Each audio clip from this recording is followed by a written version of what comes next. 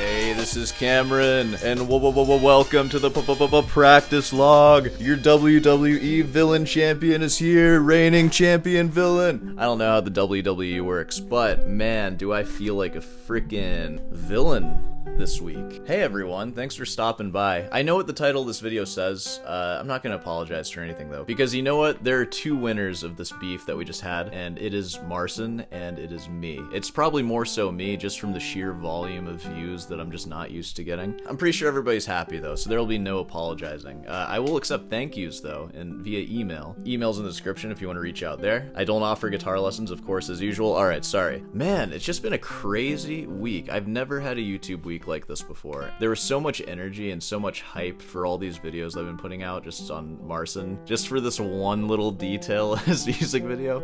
It's really cool that everybody is so excited about that. But like I said in the last video, that's all over now. We're gonna get back to our regular programming here, and we're gonna start things off with a very academic, just kidding, but I am gonna probably be a little more serious, practice log, which, if this is your first practice log, say, I don't know, you're a Marcin fan tuning in just because of the title, and you haven't clicked off by now, well, hold on, don't click off quite yet, because I'm gonna do some stuff. Hold on, don't click off. Here's how a practice log goes. We make a little bit of small talk. That's this right now. We can talk about whatever we want. Maybe you can leave a comment too. How's your guitar practice coming along? You've been working on your right hand kick and snare drum sound effects, I presume. Then next, I'm gonna answer some comment questions. Oh boy, there's a lot of comments to sift through. Maybe I'll address some stuff about the Marcin thing. Maybe I'll answer some unrelated stuff. It's fun and all, but a palate cleanser I think would be nice. And then an even better palate cleanser, I'm gonna play some stuff for you, which I have the Prelude to Beatle EV 997. I'm pretty sure prepared. We're gonna see how it goes. I haven't really been practicing it much this week, admittedly, because my main focus has been Sonata Giacosa, which I'm not going to play for you because I get a freaking copyright claim every time I play it. Even if I play it like crap, like it still claims me. Like here's the audio and it's like, oh, this 8-year-old is trying to play Sonata Giacosa. We better take his money. So I'm not going to do that. It's the same thing with the Morel Sonatina. The YouTube is just forcing me to become an early classical and Baroque guitarist only. And you know what? I'm fine with that because honestly, that's the best music anyways, so who cares? Yeah, so how's your practice coming along? Is it going all right? I hope you haven't been too distracted this week. Hopefully if you did watch the whole Marcin thing, you were practicing the whole time and kind of half listening. I think that's the best way to consume my videos, honestly. Just start practicing. Practice right now. You don't actually have to listen to me. I mean, maybe just to recap a little bit, this has been the biggest YouTube week I've ever had, by far. Yesterday alone, I went up 1,200 subscribers, which is like, that's just an entire channel's worth of subscribers right there. Just in a day, which is crazy. And what's even crazier now too, like going up that much is insane, but it's honestly not even that big of a percentage gain, because my channel is just getting like, it's getting kind of big now. Like I remember the first time this happened, it was with the first Jacob Collier like heavy hitter, the one that has 200,000 views now. My channel grew like 5% a day for like weeks, and it's like, wow, a lot of the people that watch me are like just from this one video. But the channel's growing a lot, and it also just kind of feels like normal growth too, which is kind of nice. So I don't know, big stuff. I'll talk about it more later once it all blows over, because not everything is settled yet. Like even today, oh my god, you guys want to see some like crazy freaking YouTube numbers right now? Here's my lifetime subscriber graph. Like, look at that. Can I invest in some sore hands right now? That looks like a meme coin trajectory. Just like, went from like 20 cents to like $50. Boom, there you go. Too bad I can't rug pull this channel. Lord knows I would, because I'm such a sellout. For just the video views on the 48 hours, we're almost at 200,000 views. And that's no shorts either. That's just videos. That's absurd. That's like the kind of numbers you'd see from like a 500,000 subscriber YouTube channel that's like posting regularly. So it's cool to get that for like a couple of days. It's gonna all go away now though. Watch this. And that's fine. I don't deserve it long term. I barely deserve it in little bursts like that, but man, do I appreciate it. That's nice. Okay, I'd say that's enough small talk for now. Let's go ahead and jump into some of your comment questions. We'll see if we do like a lightning round, or maybe I'll spend some time on one. This is kind of an interesting one. It's still about Marcin, because every comment is about Marcin right now. Question, can you play Paganini as well as he did when he was 15?